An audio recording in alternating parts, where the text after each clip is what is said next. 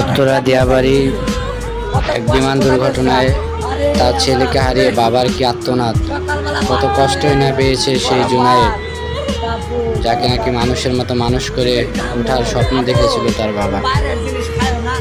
আজ সেই স্বপ্ন বিমান দুর্ঘটনায় জ্বলে পড়ে আগুনে ছাই হয়ে গেল তার ছেলে। এমন কষ্ট নিয়ে জুনায়েদের বাবা নিজেকে সামলে রাখতে পারতেছিলেন না। কতটা কষ্ট না পেয়ে যেন নিজের সন্তানকে হারাইলো। কি কষ্টই না পেয়েছিল জুনায়েদ। তার বাবার সেই আর্তনাদে মানুষের মন কেঁপে উঠল। বাবা কতই না কষ্ট করে নিজের সন্তানকে বড় করে লালন পালন করার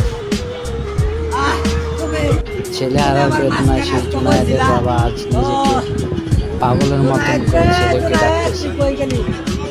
কি কষ্টই না পেয়েছে সেই জুনায়েদ। তাকে ধৈর্য ধরা তৌফিক।